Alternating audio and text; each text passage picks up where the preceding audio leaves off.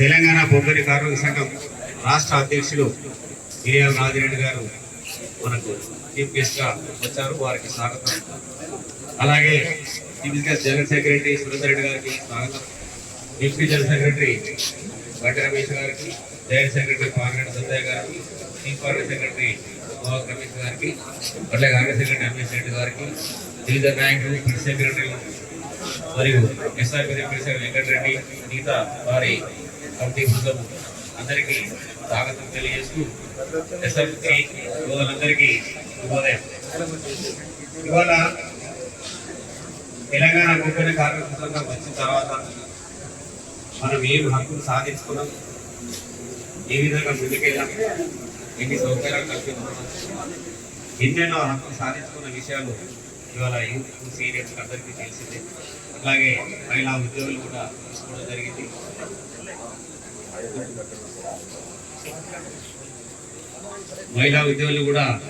జరిగింది. కేసీఆర్ ఆధ్వర్యంలో కవితక్క గారి యొక్క గౌరవాధ్యక్ష నాయకత్వంలో, అట్లాగే మన అధ్యక్షుడు వీరారాజు గారి ఆధ్వర్యంలో కార్మికుల సమస్యలపై ఎప్పటికప్పుడు వారికి తెలియజేస్తూ కార్మికుల సమస్యలను ఎప్పుడు తీరుస్తూ ఎన్నో హక్కులు మనం సాధించుకోవడం జరిగింది. మరి ఈ హక్కుల్లో ఏ విధంగా సాధించుకున్నాం, మరి వాళ్ళ పోయిన ఎన్నికల్లో గెలిచిన జాతీయ సంఘాలు ఎన్ని హామీలు ఇచ్చినాయి, ఎన్ని సాధించని ఒకసారి మనం ఆలోచించుకోవాలి. మరి వాటిని వాళ్ళు ఏదైతే డిమాండ్స్ పెట్టినో ఇస్తామని మేనిఫెస్టో పెట్టుకో ఏ ఒక్కటి కూడా ఇవ్వకుండా ఇప్పటి వరకు వరణకి అయినప్పటికీ వాళ్ళు ఏ పని చేయలేదు. వాళ్ళు ఎంతసేపు సంఘాల మీద వ్యాపారం మీదనే చూసుకున్నారు. మరి ఇటువంటిప్పుడు ఇటువంటి యూనియన్లు మనకి ఎందుకు అవసరమా? మరి ఎటువంటి యూనియన్ మనకు అవసరం? ఇలా కేసీఆర్ ఇచ్చిన మెడికల్ ఇన్వాల్వేషన్ ద్వారానే సుమారు 15,000 మంది ఉద్యోగాలు రావడం జరిగింది. ఎక్స్టర్నల్ రిక్రూట్మెంట్ ద్వారా 5,000 మంది ఉద్యోగులు రావడం జరిగింది. ఇవాళ జాతీయ సంఘాలు విమర్శిస్తున్నాయి, 60,000 ఉన్న ఉద్యోగాలు 40,000 పడిపోయినాయి. ఎందుకని? ఇవాళ బీఆర్ఎస్ ఇచ్చింది ఎవరు? గోల్డెన్ శేఖర్ ఇచ్చింది ఎవరు? ఉద్యోగం ఎవరు ఒకటి జాతీయ సంఘాలు కాదా? మరి ఇవాళ కేసీఆర్ మెడికల్ ఇన్ఫర్మేషన్ తీసుకురాకపోతే మరి ఎన్ని ఉద్యోగాలు ఉండేవి? ఒకసారి యూత్ కానీ సీనియర్స్ కానీ ఆలోచించుకోవాల్సిన అవసరం ఉన్నది. ఇవాళ కలకలాడుతుంది యూత్ అంటే దానికి అందరికీ గొప్పతనం మన రాష్ట్ర అధ్యక్షులు మిరియాల రాజిరెడ్డి గారు, కవితక్క గారు, కేసీఆర్ గారు. మరి వీరి ఆధ్వర్యంలోనే మనం ఇవాళ ఉద్యోగాలు సాధించుకోవడంతో పాటు ఎన్నో సౌకర్యాలు సాధించుకోవడం, కార్పొరేట్ హాస్పిటల్ సౌకర్యం కానీ, 10 లక్షల ఇంటి వాటి రుణమాఫీ కానీ, ఇట్లా ఎన్నో సౌకర్యాలు మనం సాధించుకోవడం జరిగింది. మరి ఇటువంటిప్పుడు మన యూనియన్ యొక్క ఆలోచన విధానాన్ని అర్థం చేసుకొని ఇలా చాలా మంది యువత ఈ యూనియన్లోకి జాయిన్ కావడానికి సిద్ధంగా ఉన్నారు.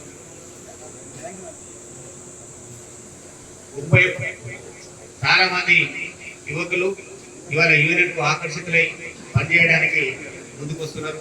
కాబట్టి ఈ సందర్భంగా మనందరినీ జాయిన్ చేసుకునే ప్రోగ్రామ్ ఉంటుంది కాబట్టి టైం ఎక్కువ తీసుకోకుండా ఇప్పుడు ఈ అవకాశం ఇచ్చిన పెద్దలకు నమస్కారాలు, అభినందనలు తెలియజేస్తూ ఇప్పుడు సురేందర్ రెడ్డి జనరల్ సెక్రటరీ గారిని మాట్లాడాల్సిందిగా కోరుకుంటున్నాను.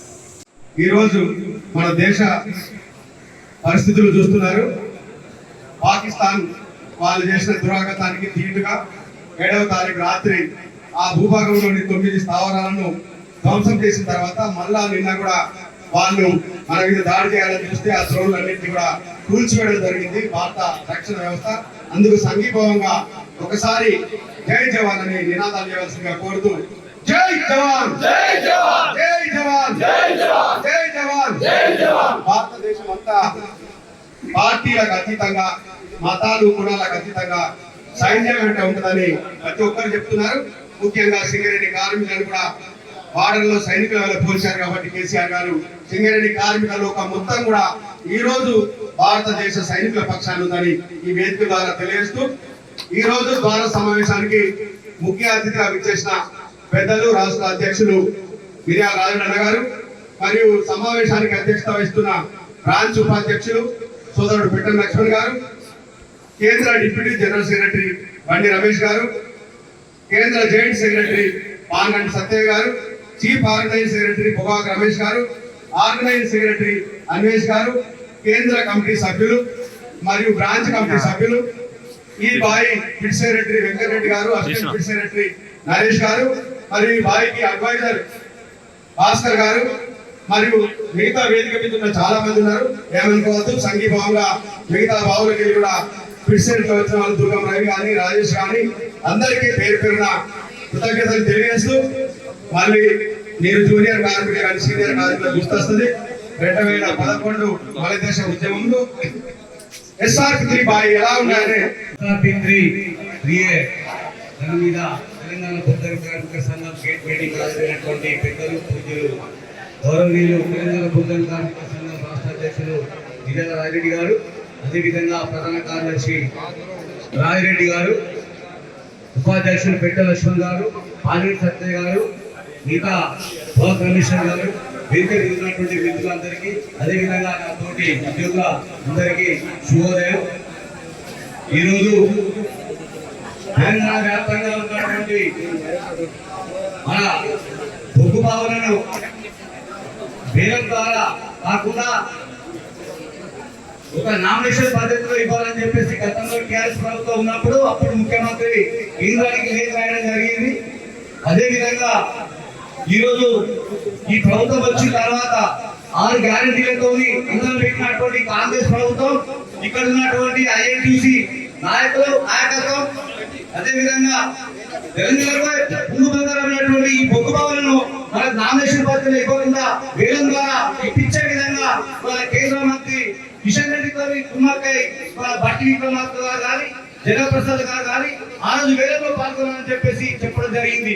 దానివల్ల ఏమవుతుందంటే ఇవాళ ప్రైవేటైజేషన్ పెరిగిపోతే ఇవాళ ఆర్థిక దోపిడీ, శ్రమ దోపిడీ జరుగుతుంది. ఆర్థిక దోపిడీ అంటే ఇవాళ కార్మికుల మన యొక్క జీతం ప్రైవేటైజేషన్ అయితే అంత జీతం ఉండదు, వాళ్ళ వేదికోడు బతకలు జరగవు, ఇవాళ మన దగ్గర నిరుద్యోగం పెరిగిపోతుంది. ఇలాంటి సమస్యల మీద అనేక సమస్యల మీద ఇవాళ ఈ నెల 20వ తారీఖున కూడా మనం కోవిడ్ సమయంలో తెలంగాణ బొగ్గు కార్మిక సంఘం ముందుండి పిలిపించింది. దానికి కార్మిక వర్గం ఇవాళ అనేకమైనటువంటి హక్కులు పోతా ఉన్నాయి. 44 కార్మిక చట్టాలు రద్దు చేస్తూ కేంద్ర ప్రభుత్వం తీసుకున్నటువంటి 4 కోళ్లను వ్యతిరేకించాల్సిన అవసరం మనకి అందరి మీద ఉంది. ఇవాళ అన్ని కార్మిక సంఘాలు వస్తున్నాయి చేసి, ఎందుకంటే మనం కూడా ఇవాళ కార్మికులు 20వ తారీఖున సభలో పాల్గొని జయప్రదించాల్సిందిగా మనం చేస్తున్న అవకాశం ఇచ్చినటువంటి మిత్రులందరికీ మరొకసారి ధన్యవాదాలు. ఈ రోజు ఇంతమంది యువతులు ఇక్కడ ఉన్నారంటే, యువకులు అందరూ ఉన్నారు, యువతులు ఉన్నారంటే దీనికి కారణం తెలంగాణ బొగ్గని కార్మిక సంఘం. అవునా కాదా? మీరు అందరూ పేరు చేసుకోవాల్సిన ఆ రోజు చంద్రబాబు నాయుడు విజన్ 2020 ప్రకారం 2020 వరకు కేవలం 20,000 మంది కార్మికులు మాత్రమే సింగరేణి లో ఉండాలని చేసిన ప్లాన్ తలదాన్ని ఈ రోజు వారసత్వ ఉద్యోగాలు వచ్చినాయి కాబట్టి 15,000 మందికి ఎక్స్టర్నల్ నోటిఫికేషన్ ద్వారా, 15,000 మందికి కార్య నియామకాల ద్వారా, 5,000 మందికి ఎక్స్టర్నల్ నోటిఫికేషన్ ద్వారా 20,000 మంది యువరక్తం ఈ రోజు వచ్చింది కాబట్టి ఈ రోజు సింగరేణి 39,000 మంది కార్మికులతో కలకలాడుతూ ముందుకు పోతుంది. కానీ దీన్ని విస్మరించి జాతీయ సంఘాలు మమ్మల్ని విమర్శించడం, మేము గెలిచిన తర్వాత 2012లో గెలిచిన తర్వాత ఏ హక్కులు సాధించామన్నది ఇక్కడ ఫ్లెక్సీలు పెట్టే సోదరులారా, మీకు యువకులకు తెలియదు కావచ్చు, సీనియర్ కార్మికులు అందరిని అడగండి, మేము సాధించిన హక్కులు ఏంటి అనేది. 2017 అక్టోబర్ 5 ఎన్నికలకు పోయే ముందు ప్రతి బాయిల మీద, డిపార్ట్మెంట్ల మీద సగర్వంగా ఫ్లెక్సీలు పెట్టాం. ఇక్కడ ఆ చరిత్ర తెలంగాణ బొగ్గని కార్మిక సంఘానికి మాత్రమే ఉందని తెలియజేస్తున్నాం. అలాగే జాతీయ సంఘాలు పొడగొట్టిన వారి సొంత ఉద్యోగాలతో సహా ఏ డిమాండ్ పొడగొట్టినది కూడా అక్కడ ఫ్లెక్సీలు పెడితే కనీసం మాట్లాడలే ఆ సంఘాలు. ఈ రోజు ఇంతమంది మహిళా సోదరులు తిరుగుతున్నారంటే దానికి కారణం తెలంగాణ బొగ్గని కార్మిక సంఘం, కేసీఆర్ గారి చొరవ, మా యొక్క గౌరవ అధ్యక్షురాలు శ్రీమతి కల్వకుంట్ల కవిత గారి నాయకత్వంలో మా అధ్యక్షుడు రాజిరెడ్డి గారు కానీ ఈ నాయకత్వం ముందుండి కార్మిక సమస్యలు పరిష్కరిస్తూ, ఎందుకంటే కేసీఆర్ గారికి సింగరేణి కార్మికులు అంటే అమితమైన ప్రేమ. ఆ రోజు మన దేశ ఉద్యమంలో ముందున్నది సింగరేణి మాత్రమే. ఆ రోజు సకల జన సమ్మె పిలిపించినప్పుడు అందరికన్నా ముందు 7 గంటలకే మనం విధులు బహిష్కరించి బావుల మీదకి వెళ్ళి మొత్తం రోడ్ల మీదకి వచ్చి ఆ రోజు చేసిన పోరాట ఫలితంగా మనల్ని అనుసరించి రాష్ట్ర ప్రభుత్వ ఉద్యోగులు కానీ, ఆర్టీసీ వాళ్ళు కానీ, కుల సంఘాల వారు కానీ వాళ్ళందరూ అప్పుడు రోడ్ల మీదకి వచ్చిన తర్వాత ఈ సమ్మెద అనేది ఆ రోజు మన్మోహన్ సింగ్ ప్రధానమంత్రి గారి దృష్టి కూడా తీసుకెళ్ళడం జరిగింది. వారు స్వయంగా కేసీఆర్ గారిని పిలిచి, కేసీఆర్ జీ మీరు ఎట్లన్నా కానీ సింగరేణి కార్మికులను నచ్చ చెప్పండి, మీరు చేసేది మీరు చేస్తున్నారు కదా చూద్దాం అన్న తర్వాత కేసీఆర్ గారు ఇచ్చిన మాట ప్రకారం ఆ రోజు సమ్మె విరమించడం. కానీ 41 రోజుల తర్వాత ఏ రోజు కూడా 41 రోజుల వరకు సమ్మె విరమించే సమస్య లేదని ఒక్క బొగ్గు బిళ్ళ కూడా బయటికి రాకుండా చేసిన ఘనత సింగరేణి కార్మికులది. ముఖ్యంగా శ్రీరాంపూర్ ఏరియా, అందులో SR3 కార్మికులను ఆ రోజు ప్రతిరోజు మస్టర్ పడకుండా అక్కడికి మస్టర్ దగ్గరికి పోయి ఉంటే రోజు టీవీలలో చూసిన వాళ్ళు అమెరికా నుంచి కానీ పాశ్చాత్య దేశాల నుంచి కానీ తెలంగాణ ఉద్యమంలో సింగరేణి కార్మిక పాత్ర గురించి మాకు ఎప్పటికప్పుడు చెప్పేవాళ్ళు. ఆ రోజు అట్లా పనిచేసినాం కాబట్టి ఆ రోజు తెలంగాణ ఉద్యమంలో కేసులు ఎదుర్కొన్నాం. 4 సంవత్సరాలు కోర్టు కేసులకు నేను కానీ బండి రమేష్ కానీ మా స్వర్గీయ బంట సారయ్య గారు కానీ తిరుపతి రాజు గారు కానీ ఆ కేసులలో ఇరుక్కున్న వాళ్ళు ఉన్నాం. ఆ రోజు జైలుకు పోయిన వాళ్ళు ఉన్నాం కాబట్టి కార్మికులు మమ్మల్ని విశ్వసించారు. వారి విశ్వాసాన్ని ప్రకారం ఇంతవరకు మేము అధికారంలో ఉన్నాం. అన్ని సంవత్సరాలు మీరు ఎప్పుడైనా గమనించండి అని చెప్పి మేము మైకుల ద్వారా ఎన్నో సార్లు చెప్పినాం. 24 అవర్స్ లా ఎప్పుడు హెల్త్ ప్రాబ్లం వచ్చినా, ఎప్పుడు యాక్సిడెంట్ వచ్చినా, ఎప్పటికి ఎవరికైనా గుండె జబ్బు వచ్చినా ఫోన్ చేయండి, సమస్య పరిష్కరిస్తాం, స్పందిస్తామని చెప్పాం. 24 అవర్స్ అందుబాటులో ఉన్నాం. కాదని ఎవరైనా చెప్పగలుగుతారా చెప్పండి. ఏఐటీసీ వాళ్ళు అడిగినా పనిచేసినాం, ఐఎన్టీసీ వాళ్ళు అడిగినా పనిచేసినాం. ఎందుకంటే అధికారం అనేది ఎవరికి శాశ్వతం కాదు.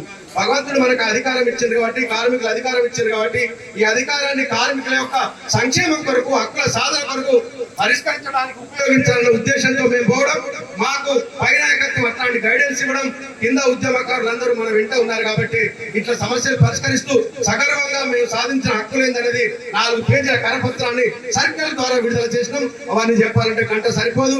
ఈ రోజు జైనింగ్ కొరకే కొద్దిసేపు సమయం తీసుకుంది. అధ్యక్షుల వారు వివరంగా మాట్లాడాల్సిన అవకాశం ఉంది కాబట్టి మీరందరూ బేరీ చేసుకుని మాకు SR3 అంటే 91 డిసెంబర్ 1 నాడు నేను ఇక్కడ జాయిన్ కావడం జరిగింది. నన్ను జిఎం ఆఫీస్ నుంచి పర్సనల్ గా ఇక్కడికి ట్రాన్స్ఫర్ చేశారు. ఆ తర్వాత పుట్టినీళ్ళు దాకా SR3 ఉండేది. ఎప్పుడొచ్చినా పార్టీలకు అతీతంగా వాళ్ళు ఏఐటీసీ పిడిసేటర్ అయినా, ఐఎన్టీసీ పిడిసేటర్ అయినా ఎవరైనా మాత్రం అందరూ కలగొట్టుగా మాట్లాడుతూ బాగా ఉంటారు కాబట్టి ఈ రోజు ఇక్కడికి వెళ్ళి మళ్ళీ తెలంగాణ బొగ్గు గని కార్మిక సంఘాన్ని మొన్న గోదావరి కన్లో ఎలాగైతే జాయిన్ అయ్యారో ఇక్కడికి వెళ్ళి బాగా స్టార్ట్ అయింది.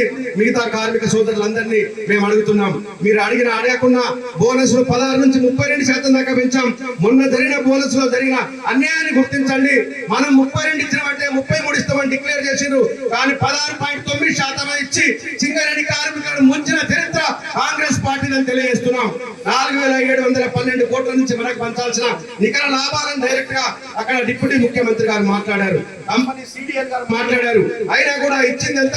2412 కోట్ల మీద మాత్రమే 2300 కోట్ల దాకా పక్కకు పెట్టియడం వల్ల కార్మికులు అన్యాయం అయిపోయినారు. 16.9% మాత్రమే ఇచ్చిన చరిత్ర ఆ సంఘాలని ప్రతి సంవత్సరం కరోనాలో కూడా బోనస్ ఇప్పించిన చరిత్ర మనది. కాబట్టి ఈ సంఘాన్ని ఆదరించాల్సిన బాధ్యత మీ యువకుల మీద ఉంది. మేము కొంతకాలం పనిచేస్తాం, కానీ ఈ సంఘాన్ని కాపాడుకోకుంటే మళ్ళా పాత రోజులు యాజమాన్యానికి వచ్చిన పరిస్థితులు ఉంటే ఒకప్పుడు సికాస వల్ల ధైర్యంతో కూడా మనం బతికినప్పుడు ఎంతో రంతకొండితనం వేరేలాగా ఉండేది. కాబట్టి మీరందరూ ఈ యొక్క సంఘాన్ని కాపాడుకోవాల్సిందిగా కోరుతూ ఇప్పుడు ఈ అవకాశం ఇచ్చిన SR3 సోదరులందరికీ ధన్యవాదాలు తెలియజేస్తూ జై తెలంగాణ, జై తెలంగాణ.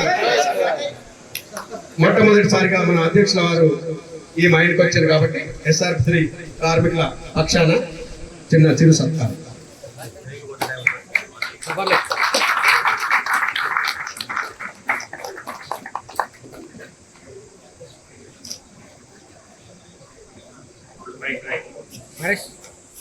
గారికి థ్యాంక్స్ చెప్తూ ఇప్పుడు తెలంగాణ కొబ్బరి కార్మిక సంఘం రాష్ట్ర అధ్యక్షులు గౌరవనీయులు ఈరాల రాజిరెడ్డి గారిని మన యొక్క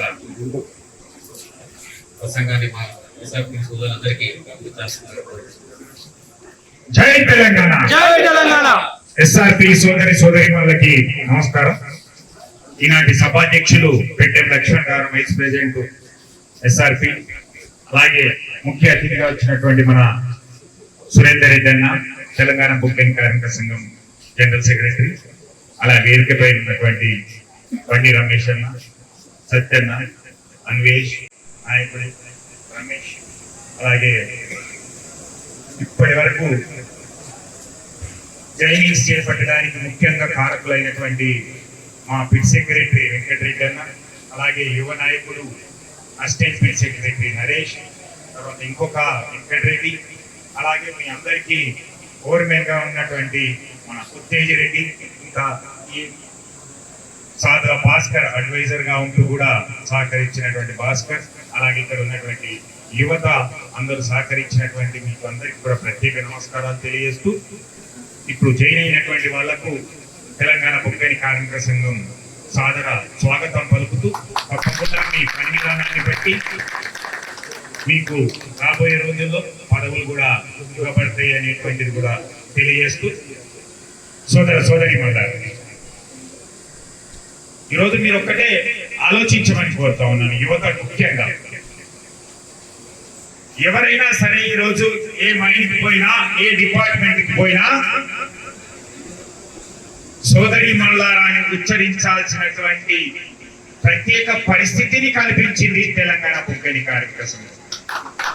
బావుల మీద ఎవరో భర్త మైనాక్సిడెంట్ లో చనిపోతే ఏ ఒక అక్కనో చెల్లిలో అక్కడక్కడ కనిపించేటువంటిది ఈరోజు దాదాపుగా 2000 మంది, అందులో 600 మంది తెలంగాణ రాష్ట్రం ఏర్పడిన తర్వాత కేసీఆర్ గారు తీసుకున్నటువంటి నిర్ణయం ప్రకారంగా తెలంగాణ బొగ్గని కార్మిక సంఘం కృషి ఫలితంగా దాదాపుగా 600 మంది అమ్మాయిలు ఈరోజు ప్రత్యేకంగా సింగరేణిలో అపాయింట్ అయినారు అనేటువంటి విషయాన్ని తెలియజేస్తున్నాం మిత్రులారా. ఇక పోయినట్లయితే ఇక్కడ ఉన్నటువంటి యువత అంతా కూడా ఈరోజు ఏమయ్యేదో తెలియనటువంటి పరిస్థితుల్లో వాళ్ళందరికీ కూడా ఇందాక చెప్పినట్టుగా ఒకేసారి ఒకే సంవత్సరంలో 3,200తో పాటుగా పెండింగ్ లో ఉన్నటువంటి ఉద్యోగాలతో పాటుగా ప్రతి నెల కూడా 270 మందికి వీటీస్ లో ట్రైనింగ్ ఇచ్చుకుంటూ ఆ విధంగా 13,000కు పైగా మనం ఉన్నప్పటికీ అధికారంలో ఉన్నప్పుడు 13,000, ఆ తర్వాత అదే ప్రక్రియ కొనసాగుతుంది. దాదాపుగా ఒక 15,000 ప్లస్ అదొక 3,000, 18,000 పైన ఈరోజు ఓన్లీ డిపెండెంట్ ఉద్యోగాలే వచ్చినాయి అనేటువంటిది. ఒకవేళ ఈ డిపెండెంట్ ఉద్యోగాలు లేకపోతే ఈరోజు మన కార్మికుల సంఖ్య 38,000 నుంచి 18,000 తీసేస్తే 20,000 మంది మాత్రమే కార్మికులతో సింగరేణి నడిచే పరిస్థితి నుంచి ఈరోజు 38,000 మంది కార్మికులతో నడిచేటట్టుగా ఏర్పాటు చేస్తున్నటువంటి ఈ వ్యవస్థలో కార్మికుల సంఖ్య తగ్గిందా పెరిగిందా ఆలోచించాలి కామ్రేడ్స్. విమర్శ కోసం విమర్శిస్తే సరిపోదు. కార్మికుల సంఖ్య తగ్గిపోయిందంటే ఎవరితో పోల్చుతున్నావు కార్మికుల సంఖ్య తగ్గిందని? కోర్ ఇండియాలో ఉన్నటువంటి 6.5 లక్షలకు బదులుగా ఈరోజు 2 లక్షల మంది మాత్రమే ఉంటే ఆడ కనిపిస్తలేదా తగ్గింపు కార్మికుల సంఖ్య? ఏదో పక్కన ఉన్నటువంటి ఎన్టీపీసీలో 600 మెగావాట్లు ఉన్నప్పుడు 2,400 మంది పనిచేస్తే ఈరోజు 2,600 మెగావాట్ల ఉత్పత్తి ఉంటే 300 మంది పర్మనెంట్ కార్మికులు లేనటువంటి ఎన్టీపీసీ చూద్దామా? లేదా దేశంలో ఉన్నటువంటి ఏ పబ్లిక్ సెక్టర్ కానీ ప్రైవేట్ సెక్టర్ లో కానీ చూస్తామా? అంటే ఈరోజు కార్మికుల సంఖ్య పెరిగింది. తెలంగాణ బొగ్గని కార్మిక సంఘం కృషి వల్ల కేసీఆర్ గారి యొక్క ఆలోచన ఫలితంగా వారు ఇచ్చినటువంటి హామీ ఫలితంగా అనేటువంటిది చెప్పదలుచుకున్న మిత్రులారా. ఇకపోతే ప్రధానంగా ఈరోజు మీ ముందుకు వచ్చింది ఒకటి జైనింగ్స్ అయితే, రెండవది మే 20న జరిగేటువంటి దేశవ్యాప్త సమ్మెలో భాగంగా సింగరేణి సంస్థలో కూడా మనమందరం కూడా సమ్మెలో పాల్గొని సమ్మెను విజయవంతం చేసి ఈ యొక్క కేంద్ర ప్రభుత్వానికి ఒక బుద్ధి చెప్పేటువంటి విధంగా కార్మిక వ్యతిరేక చర్యలు చేపట్టినట్లయితే పెట్టుబడిదారులకు కానీ ఎంఎన్సీలకు కానీ అనుకూలమైనటువంటి చట్టాలను తయారు చేసినట్లయితే ఏముంటది అనేటువంటిది మన యొక్క ఐక్యతను చాటాల్సినటువంటి అవసరం ఉన్నది. సమ్మెలో ప్రతి ఒక్కరం కూడా పాల్గొని వీడు 2 జేఏసీగా కూడా ఏర్పడినాయి కాబట్టి జేఏసీలలో అన్ని సంఘాల వాళ్ళు కూడా పాల్గొంటున్నారు. మన తెలంగాణ బొగ్గని కార్మిక సంఘం ఏఐటీసీ, ఐఎన్టీసీ, సిఐటీలు కలిసి ఒక జేఏసీగా అంత ఇంకో కొంతమంది సోదరులు కూడా చేస్తూ ఉన్నారు. ఒక బిఎంఎస్ మాత్రమే ఈ సమ్మెలో పాల్గొనట్లేదు. మిగతా అన్ని సంఘాలు చిన్న సంఘం నుంచి విప్లవ సంఘం నుంచి అన్ని గుర్తింపు ప్రాతినిధ్య సంఘాల వరకు కూడా ఈ సమ్మెలో పాల్గొంటున్నారు. కాబట్టి ప్రతి ఒక్కరు కూడా సమ్మెను విజయవంతం చేసి కేంద్ర ప్రభుత్వానికి మన ఐక్యతను చాటి మన లేబర్ కోడ్లను రద్దు చేసుకోవడంతో పాటుగా ఈరోజు ప్రధానంగా మనకు బొగ్గు బ్లాకుల వేలం లేకుండానే సింగరేణికి నామినేషన్ పద్ధతిలో బ్లాక్లను కేటాయించి ఈ సంస్థను రక్షించుకోవడం కానీ, ఈ ఉనికిని కాపాడుకోవడం కానీ, మన మనుగడ కాపాడుకోవడానికి కానీ, మన అస్తిత్వాన్ని ఉంచుకోవడానికి కానీ, ఈ సంస్థలో ఇంకా మనలాంటి అనేక మంది పనిచేసేటువంటి అవకాశం రావడం కోసం కానీ, లేదా 59 సంవత్సరాలు వచ్చేటువంటి వాళ్లకు ఇంకా మెడికల్ ఇన్వాలిడేషన్ ప్రక్రియ కొనసాగుతూ వాళ్ళ వారసులకు కూడా ఉద్యోగ అవకాశాలు వచ్చే విధంగా దేశంలో ఏ సంస్థలో లేనటువంటి విధంగా ఈ మెడికల్ ఇన్వాలిడేషన్ విధానము సింగరేణి సంస్థలో కొనసాగుతున్నటువంటి దాన్ని కొనసాగించాలి అంటే మనకు బొగ్గు బ్లాకులు కేటాయించాలి అనేటువంటిది ఒక ప్రధానమైనటువంటి డిమాండ్ తో కూడా ముందుకెళ్తున్నాం. అందుకే సమ్మెను విజయవంతం చేయాలని మీ అందరినీ కూడా కోరుతున్నాం మిత్రులారా. ఇకపోతే ఈరోజు బొగ్గు బ్లాకులు మనకు కేటాయించబడకపోతే పరిస్థితి, లేదా బొగ్గు బ్లాకుల్లో మనం కూడా యాక్షన్ లో పాల్గొంటే ఎలా ఉంటాయి అని సురేంద్ర చెప్పింది ఇందాక. మొన్నటి వరకు పాల్గొనొద్దు అని అంటున్నాం, ఇప్పుడు కూడా పాల్గొనొద్దు అని అంటున్నాం. కానీ పాల్గొంటే ఎలా ఉంటది అనేటువంటిది, నువ్వు కూడా సింగరేణి సంస్థ కూడా బొగ్గు బ్లాకుల వేయడానికి టెండర్ వేసినట్లయితే, టెండర్ వేయడం అంటే ఏంటిదే, చిట్టి పాడమే కదా. చిట్టి పాడితే నీకు రావాలంటే వస్తుందా? నీకు అవసరం ఉన్నది, బిడ్డ పెళ్లి ఉన్నది కాబట్టి చిట్టి కావాలంటే ఎంతకైనా పాడి దక్కించుకునేటువంటి అవకాశం ఉంది. కానీ ఈరోజు రిజిస్టర్డ్ చిట్టీలు ఉంటాయి, దాంతో టైం ప్రకారంగా నువ్వు లాస్ట్ చెప్పినవాడు మాత్రమే తీసుకోబడుతుంది. అలా నువ్వు టెక్నికల్ గా కూడా క్వాలిఫై కాకపోతే కూడా నీకు ఆ చిట్టి రాదు. అలానే ఈరోజు టెండర్ లో మనం వేలం వేసినట్లయితే రాయల్టీకి ఎంత చెల్లిస్తాము అనేటువంటి అమౌంట్ ను చెప్పినటువంటి దాంట్లో నీతో ప్రైవేట్ వాడు కూడా పోటీ పడి ఆ ప్రైవేట్ వాడు నీకంటే ఎక్కువ రాయల్టీని ప్రభుత్వానికి చెల్లిస్తానని చెప్పినప్పుడు నీకు టెండర్ లో ఆ బిడ్లో నీకు రాకపోతే, ఆ బ్లాక్ దక్కకపోతే ఒకటెనుక ఒకటి ఇప్పటికే 2 బొగ్గు బ్లాకులకు యాక్షన్ అయినట్లయితే ఈరోజు ప్రైవేట్ కంపెనీలు వచ్చినాయి. ఆ ప్రైవేట్ కంపెనీలు కొంతమంది చెప్తున్నటువంటి దాన్ని ఖండిస్తా ఉన్నాం. అది ఎవరి చుట్టాలు, ఎవరి బినామీలు, ఎవరికి తొత్తులు, ఎవరికి అనుకూలమైనటువంటి వాళ్ళు, ఎవరి కోసం సహకరిస్తుండో అనేటువంటిది కూడా మనం అంతా ఆలోచించాల్సినటువంటి అవసరం. కాబట్టి కేసీఆర్ గారి ప్రభుత్వం ఉన్నప్పుడు ఆ 2 బ్లాకులలో కూడా తట్టడి మట్టి కూడా తీయడానికి సహకరించలేదు రాష్ట్ర ప్రభుత్వం. అలాగే ఇప్పుడున్నటువంటి రాష్ట్ర ప్రభుత్వం కూడా ఆ 2 బ్లాకులను దక్కించుకున్నటువంటి యాజమాన్యాలకు మనం సహకరించినట్లయితే, ల్యాండ్ ఎక్విజిషన్ లో కానీ ఇతరత్ర కానీ మనం సహకరించకపోతే వాడు ఎవ్వడు కూడా సింగరేణిలో వచ్చి బొగ్గు పిల్ల తీయలేడు. మన ఐక్యతను చాటుకోవాల్సినటువంటి అవసరం ఉంది. అలాగే ఒక బ్లాక్ వెనుక ఇంకొక బ్లాక్ అలానే వేలంలో వేసుకుంటూ పోయినట్లయితే, మనకు తప్పకుండా ప్రైవేట్ వాళ్ళకే దక్కినట్లయితే, మన బావులన్నీ మెల్లిమెల్లిగా క్లోజ్ అవుతా ఉంటే, మన బావులు తగ్గిపోయి ప్రైవేట్ వాళ్ళ బావులే వచ్చినట్లయితే సింగరేణి సంస్థ అనేది ఆ పేరు కొనసాగుతుందా, సంస్థ ఉంటుందా, మన కార్మికులం ఉంటామా? మరి కొత్తగా వచ్చేటువంటి ఈ 35-40 సంవత్సరాలు చేయాల్సినటువంటి పిల్లల యొక్క పరిస్థితి ఏంది, భవిష్యత్తు ఏంది, ఈ మనుగడ ఏంది, మన అస్తిత్వం ఏంది అనేటువంటిది ఆలోచించుకోవాల్సినటువంటి అవసరం ఉన్నది. ఒకనొక సందర్భంలో ఇలానే బ్లాక్లన్నీ ఒక్కొక్కటి ప్రైవేట్ వైపు పోయి మన ఒక్కొక్క బాయి క్లోజ్ అవుతా ఉంటే చివరికి మిగిలేది కొద్ది బాయిలు మాత్రమే సింగరేణికి మిగిలితే, యాక్షన్ లో అనేక బావులు వాళ్ళకు వచ్చినట్లయితే అప్పుడు సింగరేణి సంస్థ పేరుంటుందా, లేదా ప్రైవేట్ కంపెనీల పేరుంటుందా అనేటువంటి ఒక ప్రమాదకరమైన పరిస్థితిని ఎదుర్కోబోతున్నటువంటి ఈ తరుణంలో 20-25 వేల మంది దాదాపుగా 35 నుంచి 41 సంవత్సరాలు పనిచేసేటువంటి యువత భవిష్యత్తు ఏంటి అనేటువంటిది ఆలోచించి ముఖ్యంగా యువత సరైనటువంటి నిర్ణయం తీసుకోవాలి ఈ సింగరేణి మనుగడ కోసం అనేటువంటిది కూడా కోరుతూ ఇరువైన జరిగేటువంటి సమ్మెను మనం విజయవంతం చేయాల్సినటువంటి ఆవశ్యకత ఉన్నది అనేటువంటిది. దీనికి తోడుగా ప్రైవేటీకరణ అనేటువంటిది. ఈరోజు ప్రైవేటీకరణ అంటే అక్కడక్కడ అండర్ గ్రౌండ్ లో చూసినట్లయితే మనకి మేషన్ వర్క్, రూట్ బోల్డింగ్, సపోర్టింగ్ లో అక్కడక్కడ కొన్ని పెట్టినటువంటి సందర్భాలు ఉన్నాయి. కానీ ఈ రోజు భూపాలపల్లి లాంటి చోట ఈరోజు ప్రైవేట్ SDL కూడా దింపుతున్నటువంటి విధానాన్ని మనం చూస్తా ఉన్నాం. అలాగే ఇతరత్ర కంపెనీలు కూడా ఈరోజు మైనింగ్, కంటిన్యూస్ మైనింగ్ మైనర్ అయితే ఏంటి, లేదంటే ALP లో, BKP లో, 11 ఇంక్లైన్ లో జరుగుతున్నటువంటి అండర్ గ్రౌండ్ లో ప్రైవేట్ కంపెనీలు చేస్తున్నటువంటి విధానాలు అయితే ఓపెన్ కాస్ట్లలో రాబోయే రోజుల్లో ఓపీ అనేది కనీసం సింగరేణి లో డిపార్ట్మెంట్ మనం తీస్తా ఉన్నాం. OC1, OC2, OC3 అలాగే మణుగూరులో అలాంటి పరిస్థితి కూడా రేపు ఉండకపోవచ్చు.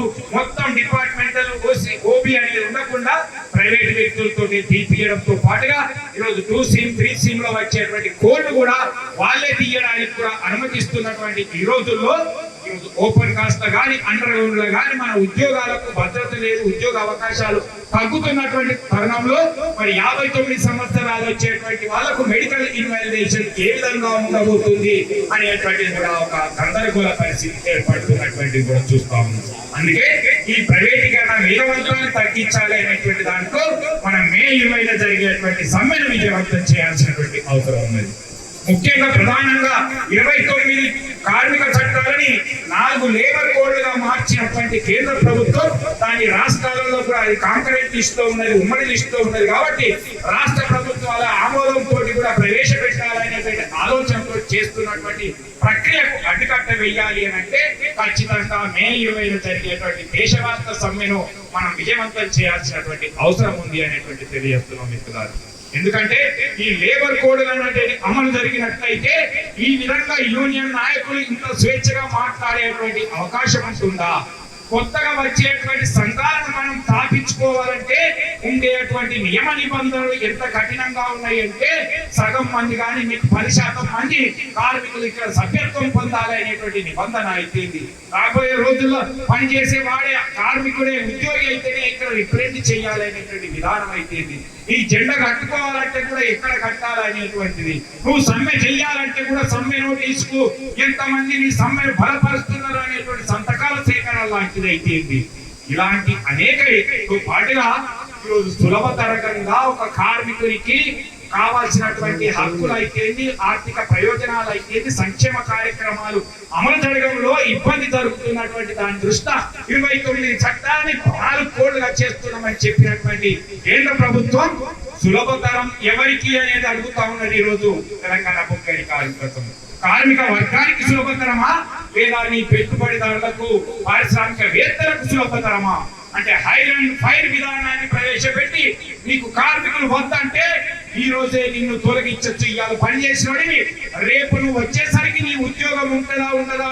లేదా మల్టీనేషనల్ కంపెనీలు సాఫ్ట్వేర్ల కదా ఏదైతే రెడ్ కార్డు చూపుతున్నటువంటి విధానమే ఈరోజు ఇలాంటి మన సంస్థల్లో కూడా హైర్ అండ్ ఫైర్ విధానాన్ని నీకు అవసరం అంటే రిక్రూట్ చేసుకుంటావు, వద్దానంటే తీసివేసేటువంటి అవకాశం గతంలో 100 మందికి ఉండేటువంటిది ఈరోజు 300 మంది కార్మికులు ఉన్నటువంటి సంస్థలలో కూడా అలాంటి విధానాన్ని ప్రవేశపెట్టొచ్చు అని చెప్పేటువంటి అవకాశాలు కల్పిస్తున్నటువంటి ఈ లేబర్ కోడ్లను మనం వ్యతిరేకించకపోయినట్లయితే మన సంఘాలు, మన చట్టాలు, మన కావాల్సినటువంటి రావాల్సినటువంటి హక్కులు కానీ ఏవి కూడా ఉండకుండా మొత్తం పారిశ్రామికవేత్తలు పట్టుబడిదారుల చేతుల్లోకి వాళ్ళకి అనుకూలంగానే ఈ లేబర్ చట్టాలు ఉన్నాయి అనేటువంటిది తెలుసుకోవాలని కోరుతూ అందుకే మే 20న జరిగేటువంటి సమ్మెను విజయవంతం చేయాలనేటువంటి ఈ 3 ప్రధాన డిమాండ్లతో పాటుగా తెలంగాణ బొగ్గని కార్మిక సంఘం కూడా సపరేట్ గా ఒక సమ్మె నోటీస్ ఇవ్వడం జరిగింది. దాంట్లో ఇంకొక 8 అంశాలను కూడా 8 డిమాండ్లను కూడా చేర్చడం జరిగింది. ప్రధానంగా మనం దిగిపోతున్నటువంటి కార్మికులు మనకు కొంత అండర్ గ్రౌండ్ అంటే కార్మికులకు సిక్కు లీవులు ఉండకపోవచ్చు. అలాంటిది ఈ సిక్కు లీవులు కూడా నేను దిగిపోయేటప్పుడు నాకున్నటువంటి సిక్కు లీవులను కూడా జీతం లీవుతో పాటుగా కలుపుకొని అమ్ముకోవడానికి అవకాశం కల్పించాలి అనేటువంటి ఒక డిమాండ్ కూడా చేర్చడం జరిగింది. అలాగే తల్లిదండ్రులు ఎవరైతే దిగిపోయినటువంటి వాళ్ళు ఉన్నారో వాళ్ళకి ఈరోజు ఫిబ్రవరి 2018లో పార్లమెంట్ లో చట్టం చేసింది. గ్రాట్యుటీ చట్టంలో మార్పులు తీసుకొచ్చి 10 లక్షల సీలింగ్ కూడా 20 లక్షలకు పెంచినటువంటిది మనకు తెలుసు. మార్చి నుంచి మనకు ఆ పెరిగినటువంటి గ్రాట్యుటీ ఇస్తా ఉన్నారు. కానీ 1/7/2016 నుంచి పెరిగినటువంటి మన వేజ్ బోర్డు అప్పటి నుంచి కొంతమందికి 10 లక్షలకు పైగా గ్రాట్యుటీ వచ్చేటువంటి వాళ్ళు ఉన్నారు. మనకు చాలా మంది మీలో మీ తల్లిదండ్రులు అలాంటి వాళ్ళకు కూడా 1/7/2016 ఎప్పుడైతే 10వ వేజ్ బోర్డు వచ్చిందో అప్పటి నుండే ఈ పెరిగినటువంటి గ్రాట్యుటీని అమలు చేయాలి అనేటువంటి డిమాండ్ తో మరొక డిమాండ్ చేర్చి ఈ సమ్మె నోటీసు ఇవ్వడం జరిగింది అని చెప్తాను. ఈరోజు అధికారులకు కానీ కోల్ ఇండియాలో 1/1/2017 నుంచి ఇస్తా ఉన్నారు. కాబట్టి 1/1/17 కాదు, 1/7/16 నుంచి ఇవ్వాలి అనేటువంటిది అదే అధికారులకు ఏ విధంగా అయితే ఇస్తున్నారో మా సింగరేణి కార్మికులతో పాటు కోల్ ఇండియా కార్మిక వర్గానికి కూడా ఈ పెరిగిన గ్రాట్యుటీని ఇవ్వాలి అనేటువంటిది చెప్తా ఉన్నాం. దీంతో పాటుగా ఈరోజు కాంట్రాక్ట్ కార్మికులకు కూడా ఈరోజు 26,000 మినిమం సాలరీ అనేటువంటిది కూడా ఇవ్వాలి అనేటువంటి ఒక డిమాండ్ను కాంట్రాక్ట్ కార్మికులకు సంబంధించినటువంటి విషయాన్ని కూడా ఇందులో పొందుపరచడం జరిగింది అని. దీంతో పాటుగా అనేక విషయాలపైన స్పష్టతగా ఉండాలనేటువంటి ఉద్దేశంతో ఇంకా కొన్ని డిమాండ్లను చేర్చుకొని ఈరోజు ఈ సమ్మె నోటీసును ఇవ్వడం జరిగింది అనేటువంటిది మీ అందరికి కూడా తెలియజేస్తూ ఈరోజు సింగరేణిలో జరుగుతున్నటువంటి పరిణామాలు చూస్తా ఉన్నాం. కాబట్టి తప్పకుండా మనం అంతా ఆలోచించాలి. యువత, చైతన్యవంతమైన యువతో పాటుగా అనుభవం కలిగినటువంటి కార్మిక వర్గం సింగరేణి సంస్థను కాపాడుకోవడానికి ఏ విధంగా ముందుకెళ్ళాలి అనేటువంటి ఆలోచనతో మీరందరూ కూడా కృషి చేయాలి. దాంట్లో భాగంగానే మన ఐక్యతను ఏదో ఆ సంఘమా ఈ సంఘమా వీళ్ళు పిలిచిరా వాళ్ళు పిలిచిరా అనేటువంటిది కాకుండా ఈరోజు మనకు మొదట బొట్టి పిలిచేటువంటిది కాదు, లేదా సింధూరం లాంటి ఆపరేషన్ కాదు. మనకి మనమే స్వయంగా ఎవరికి వాళ్ళమే ఇది నా బాధ్యత, నా కర్తవ్యం, నా సంస్థ, నా ఉద్యోగం, నా ఉద్యోగ భద్రత, నా తోటి వాళ్ళకు కూడా అనేక హక్కులు రావాలి అనేటువంటి ఆలోచనతో ఉన్నటువంటి మనం తప్పకుండా సమ్మెను విజయవంతం చేయాల్సినటువంటి అవసరం ఉంటుంది. యాజమాన్యం అక్కడక్కడ ఏమైనా జిమ్మికులు ఇంకేమైనా చేసినా సరే జనరల్ గా అండర్ గ్రౌండ్ మైన్స్ లో చేయకపోవచ్చు, ఓపెన్ కాస్ట్ దాంట్లో చేసేటువంటి ప్రమాదం ఉంటుంది. కాబట్టి మనం అందరం కూడా ఆ సమ్మె కోసం ఎవరు కూడా మన తోటి వాళ్ళు పోకుండా చర్చించాల్సినటువంటి అవసరం ఉన్నది. కాబట్టి ఆ విధంగా సమ్మెను విజయవంతం చేసి మనం తప్పకుండా మన రాబోయే రోజుల్లో ఆర్థిక ప్రయోజనాలతో పాటుగా సంక్షేమ కార్యక్రమాలతో పాటుగా మన హక్కులను కాపాడుకోవడానికి ముందుండాలనేటువంటిది కోరుతూ, అలాగే త్వరలోనే లాభాల వాటా సంబంధించి కూడా మన సురేందర్ అన్న చెప్పినటువంటి విషయాన్ని కూడా గుర్తు పెట్టుకోవాలి. గత సంవత్సరం జరిగినటువంటి ఏదైతే మనకు రావాల్సినటువంటి మన చెమట చుక్క ఫలితం ఏదైతే ఉన్నదో మనం పూర్తిగా అనుభవించలేకపోయినాము అనేటువంటిది దానిపైన కూడా రాబోయే రోజుల్లో కూడా మనం అంత ఐక్యంగా ఉండాల్సినటువంటి అవసరం ఉన్నది. యాజమాన్యాన్ని ప్రశ్నించాల్సినటువంటి అడగ ఉన్నది, ప్రభుత్వాన్ని కూడా అడగాల్సినటువంటి అవసరం ఉన్నది. అందరం కలిసి కొట్లాడినట్లయితే మన హక్కులను సాధిస్తామని కూడా తెలియజేస్తూ మరొకసారి ఈరోజు తెలంగాణ బొగ్గని కార్మిక సంఘంలో నమ్మకంతో చేరినటువంటి యువ నాయకులకు, కార్యకర్తలకు అందరికి కూడా మనస్ఫూర్తిగా స్వాగతం పలుకుతూ నమస్కారాలు తెలియజేస్తూ, అలాగే నిర్వాహకులకు కూడా ధన్యవాదాలు తెలియజేస్తూ ముగిస్తూ జై తెలంగాణ. ఏరియాకు షిఫ్ట్ ఇన్ఛార్జ్ గా నిమ్మలపూడి శ్రీనివాస్ గారు,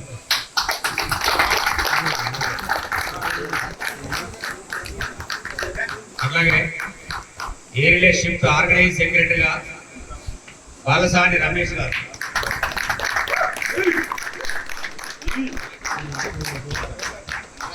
కోల్కతా లెవెల్ ఇద్దరు. అధ్యక్షుల వారు మాట్లాడిన తర్వాత సభా సాంప్రదాయం ప్రకారం మాట్లాడకూడదు, కానీ వారి పర్మిషన్ తీసుకొని ముఖ్యంగా ఈరోజు SR3లో తెలంగాణ బొగ్గని కార్మిక సంఘం 2010-11 రోజులు కనబడుతున్నాయంటే ఈ యొక్క పిట్ కార్యవర్గం యొక్క కృషి ఎనలేదని చెప్తున్నాం. కేవలం పిడిసేటి మాత్రమే కాకుండా ఒక పెద్ద మనిషి లాగా అందరినీ అన్న, తమ్మి, అల్లుడు, కొడుకు అని చెప్పి పిలిచే మా వెంకటరెడ్డికి పెద్దగా సహాయ సహకారాలు అందించడంలో అడ్వైజర్గా ఉన్న భాస్కర్ గారు, మరి ఉత్తేజ్ రెడ్డి గారు, ముఖ్యంగా యువకులు షిఫ్ట్ సెక్రటరీలు తిరుపతి రెడ్డి గారు, సల్మాన్ గారు, తర్వాత గంగాధర్ గారు, తర్వాత ప్రతి ఒక్కరూ పేరు పేరున, ఎందుకంటే ఒకరి పేరు చెప్పి ఒకరి పేరు నరేష్ అయితే రాజమండ్రి పోయి బండోలు పట్టుకు రావాల్సి వచ్చింది, తీసుకొచ్చారు. తర్వాత మైక్ సెట్ తీసుకురావడానికి కానీ ఏ పని చెప్తే ఆ పని ఇమీడియట్ గా చేసుకుంటా. నిజంగా యూత్ చాలా యాక్టివ్ గా ఉన్నారు. కాబట్టి రాబోయే రోజుల్లో ఇక్కడ ఉన్న యూత్ ఇదేలాగా పనిచేస్తే శ్రీరాంపూర్ డివిజన్ ను బలోపేతం చేస్తే అన్నగారి పర్మిషన్ తో సెంట్రల్ కమిటీ కూడా కొంతమంది ఇక్కడి నుంచి పంపుతామని మీకు తెలియజేస్తున్నాం. దోచుకున్నదని చెప్పి పక్కకు పెడితే పక్కకుంటే కాదు, దానికి న్యాయం చేయాలంటే దానికి తగ్గట్టుగా పనిచేయాలి. యూనియన్ ఇచ్చినా మనకి ఇష్టం ఉన్నా ఇష్టం లేకున్నా అధినాయకత్వం ఏ ఆదేశాలు ఇచ్చినా పాటించడం మన ధర్మం. కాబట్టి ఇందులో ప్రజాస్వామ్యం ఎక్కువ ఉంటది. మీరు ఏ రాత్రి ఎప్పుడు ఏ ఫోన్ చేసినా మీ సలహాలన్నీ తీసుకుంటాం. మేము చెప్పిందే వినాలని మేము ఎప్పుడు అనం. కాబట్టి మీ సలహాలు తీసుకుంటూ ముందుకు తీసుకెళ్తాం. కాబట్టి దిగ్విజయం చేసిన ప్రతి ఒక్కరికి పేరు పేరున కృతజ్ఞతలు తెలియజేస్తూ ఈరోజు సభకు ముఖ్య అతిథిగా వచ్చినటువంటి రాజరెడ్డి అన్న గారికి, అదేవిధంగా సెంట్రల్ కమిటీ మెంబర్స్ అందరికీ, అదేవిధంగా ఏరియా డివిజన్ నాయకులందరికీ, ఎస్ఆర్పి 3A ఉద్యోగులందరికీ, అధికారులందరికీ హృదయపూర్వక కృతజ్ఞతలు. గవర్నమెంట్ సెక్రటరీ అందరికీ కూడా హృదయపూర్వక కృతజ్ఞతలు తెలియజేస్తూ సభను ముగిస్తున్నాం.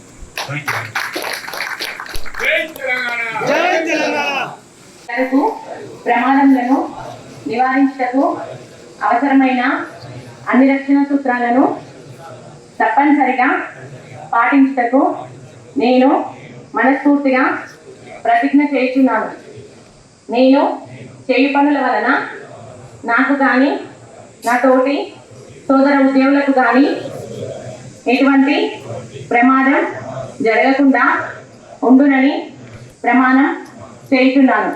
నా ఈ జీవితం నా కుటుంబ సభ్యులకి కాకుండా నా మాతృభూమికి కూడా సమానంగా విలువైనదని నేను గ్రహించుతున్నాను. భగవంతుడు నన్ను సర్వదా రక్షించుగాక. నా భద్రత అవరే జై సింగరేణి, జై ఎస్ఆర్పి.